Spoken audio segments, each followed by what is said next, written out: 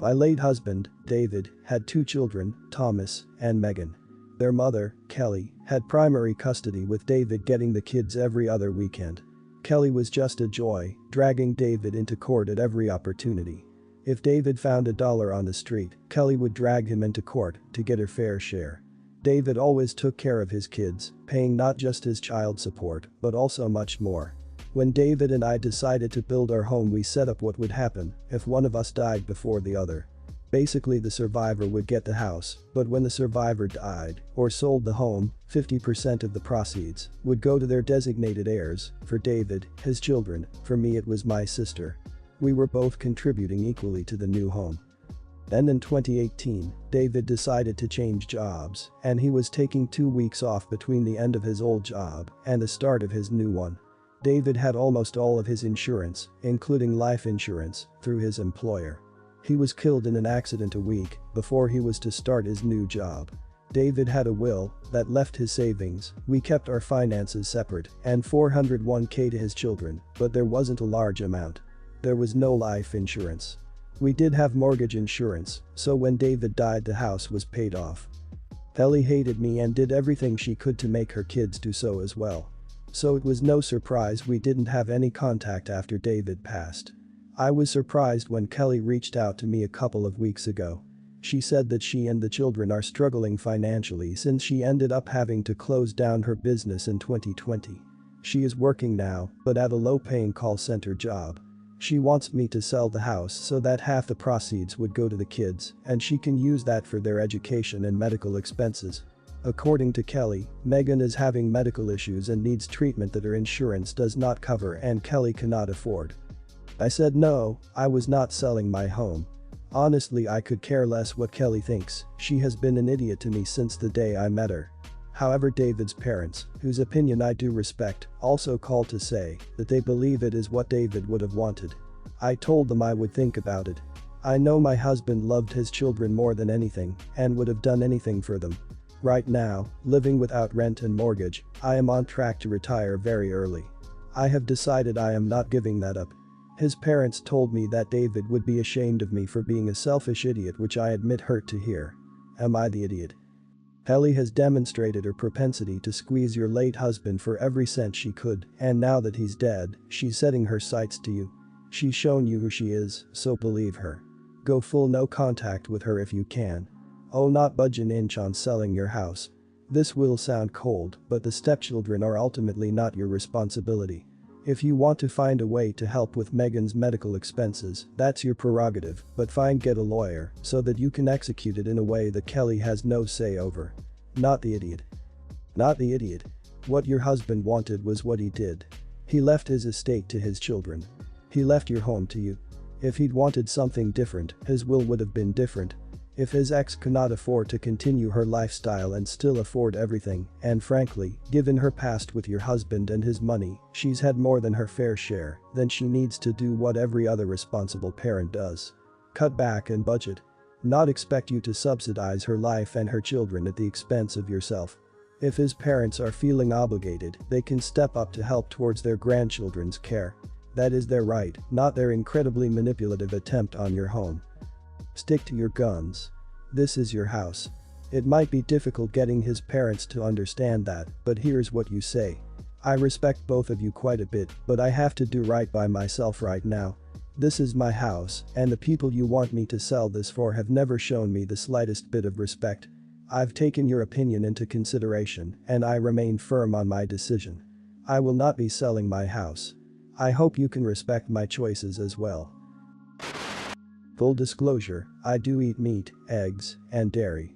That being said, I'm lazy and prepping and cooking meat takes more work than I'm willing to do a lot of the time, so I've built up a pretty okay repertoire of vegetarian and vegan meals. That's why I volunteered to cook last night for a small family dinner, even though I would normally never. Love my mom to bits, but if the first step isn't browning a pound of ground beef, she's a little lost on what to make. This is all a thing, because my brother has recently gotten engaged to a vegan woman.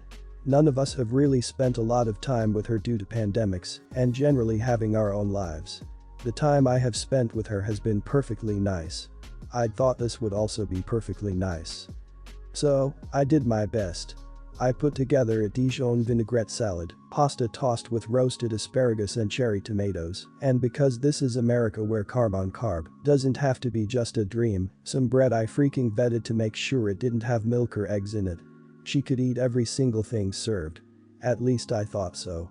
We sit down, plates are dished, she has questions. Whatever, fair enough. I can imagine that she's been in situations where things seemed safe to eat but surprise, there's honey in the salad dressing or something. Reassurances are made, I did my homework, but she has other complaints. You roasted the veggies in olive oil. There's olive oil in the salad dressing.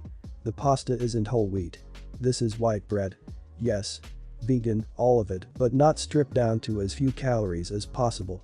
And now she won't eat, just sat there and tore one of the rolls up into tiny pieces until the table was cleared. My brother texted me later that night about how screwed up it was that she had to go home hungry, and this is where I may be the idiot. I replied something in the effect of saying I thought I had to cook to accommodate veganism, not an eating disorder. He told me to go to hell, which again, fair. Now I imagine a cold war is brewing, and mom is inevitably going to get involved in it. I also could have tried to make something healthier, though I don't think what was served was that bad. Am I the idiot? You're not the idiot. His girlfriend is out of line for going to a dinner without bringing her own food or explaining her dietary preferences ahead of time. They obviously should have hosted. Your brother is way out of line for not reaching out to apologize to you for how the dinner went down. Sure, your quip was irreverent, but it was right and you didn't say it until your brother came at you like you did something wrong by cooking an entire vegan dinner to accommodate his boo. The brother's partner obviously is the idiot, but not because of her veganism, that's irrelevant. She's the idiot because she was rude and overly demanding, expecting a home-cooked meal to be made with as few calories as possible. Did she even thank you for the effort of making a meal, even if she decided she couldn't eat it? Your brother is also the idiot. Saying his partner had to go hungry is just utterly ridiculous. It's laughable. You made her a nice meal. She could have eaten it. It's not like the meal you made went against her morals, which would be the case if you cooked her something non-vegan. She just didn't want to eat it. That's not your fault whatsoever. You went to much effort to plan and create a vegan meal. And you did a great job. Your brother is idiot for not communicating to you all his fiance's multitudinous food limitations which go beyond merely being garden variety vegan. To be honest, I doubt your brother even knew some of her extreme biases before the meal. I guess he got a earful. At least you've saved your mother the accusatory hysteria she would have received at maybe cooking tofu in the same pan she fried ground beef. I enjoy reading books, but my husband feels that it is rude for me to read when we are both home because I am ignoring him. To be clear, this does not happen in excess by anyone's definition.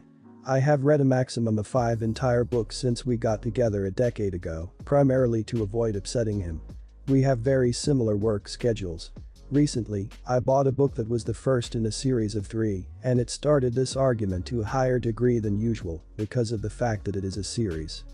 I've considered going to a cafe and reading in my car, but that seems like a waste of gas when I could just read at home, where it's more comfortable anyway. But doing so requires that I tell him I'm about to start reading in the study, bedroom, etc. And that I expect not to be interrupted for the next 30 minutes or hour, which is what I intend to do if the results here favor me. Though, this will absolutely upset him because he approaches me for comment or to tell stories every 10-15 minutes on average. So, am I the idiot? I'll read for hours a week as me time. My husband encourages it. I own over 350 physical books and probably more ebooks than that. It brings my husband happiness to see me read, and he actively buys me books because it's something that brings me joy.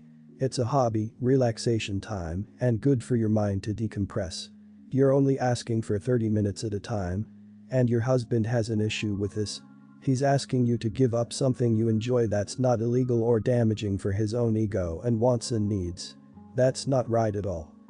Only 3 or 4-year-olds need someone's undivided attention every moment. Is your husband really this needy? Couples don't engage and communicate every moment they're together when they live together, as that would be overwhelming and exhausting. You curling up with a book anytime you damn well please is none of your husband's business. No one should have to beg for time to do what they want to. God forbid you should take up a hobby.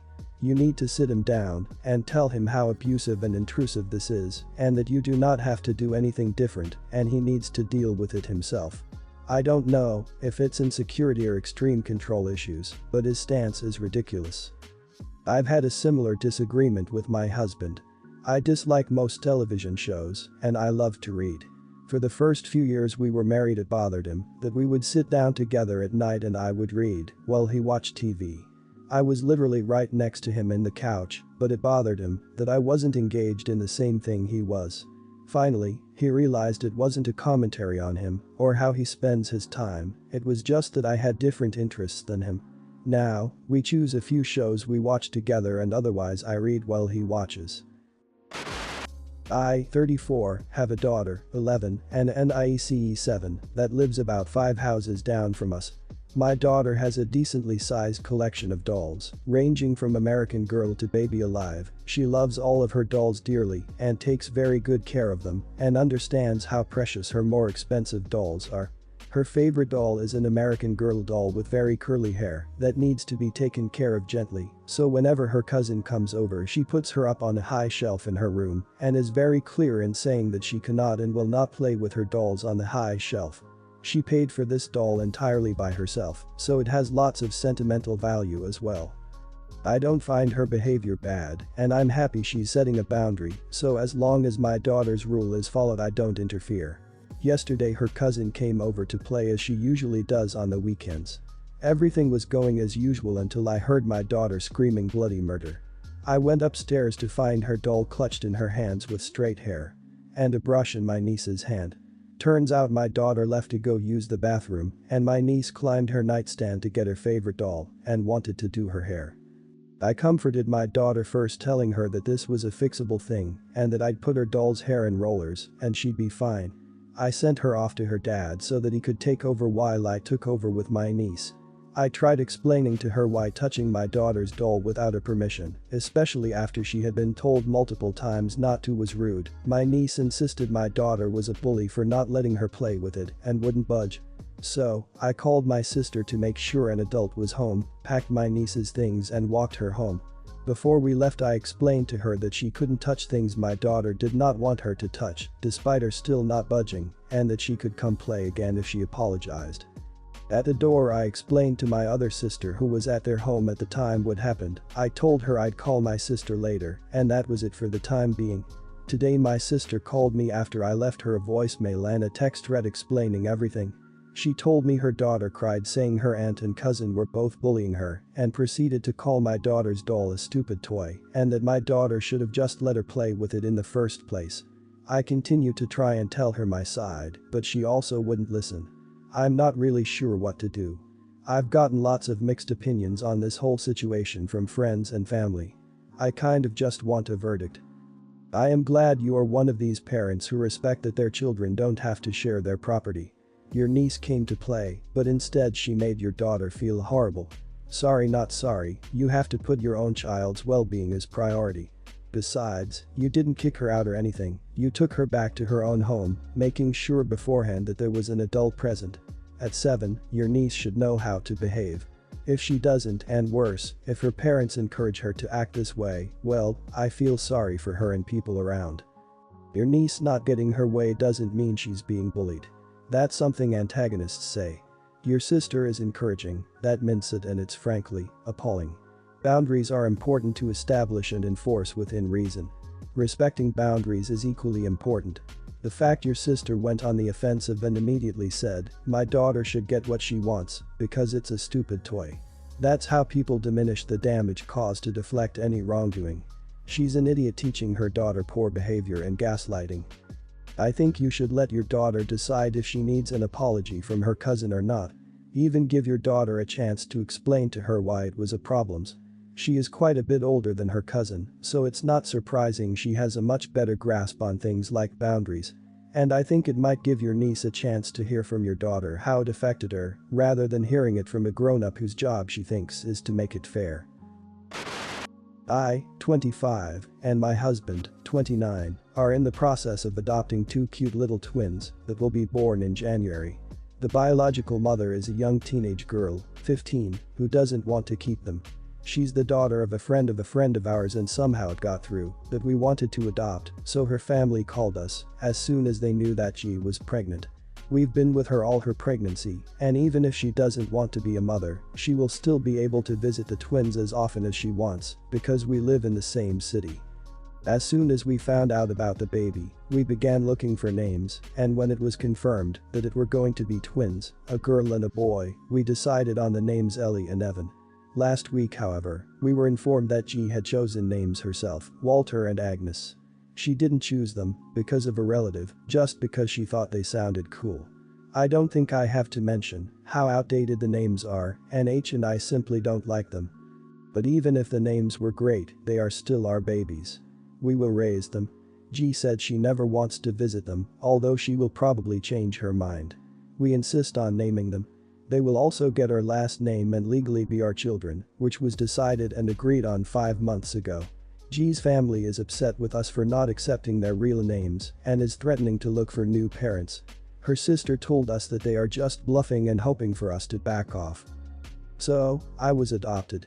My bio mom knew she was pregnant and found my parents before she gave birth. Although she had chosen my name already, my mom changed it. She had chosen Desiree Rose. To honor that, my mom made Rose my middle name. My bio mom is still part of my life. She's fine with my name, granted she had a few decades to relax. Moms who are giving up their babies for adoption are also giving up their right to name them. I think you need an attorney as soon as possible. A child who has already named her babies and is threatening to find another family is a huge bucket of red flags. Not the idiot. Good luck. Don't go to the wall on this, accept her names, finalize the paperwork, change the names legally. If you want to be the bigger person, keep G's names as middle names. Adoption is really tenuous. Don't give her a reason to back out. Also, I have a 2-year-old named Eloise. We call her Ellie, but we went with Eloise because of the Lumineers song by the same name. It's a waltz, great for a father-daughter dance, good lyrics. Just a thought. This is literally an arrangement to surrender the babies from their family to yours. She is a surrogate as far as they're concerned. It's up to you what names you'll give them. That said, if she's naming the twins, that means she's becoming attached and might not want to part with them after all. And that's fine if she decides that, but I assume you have all of this stuff documented in a contract and can figure out what to do with your lawyer if needed. If this is more informal, you're possibly screwed.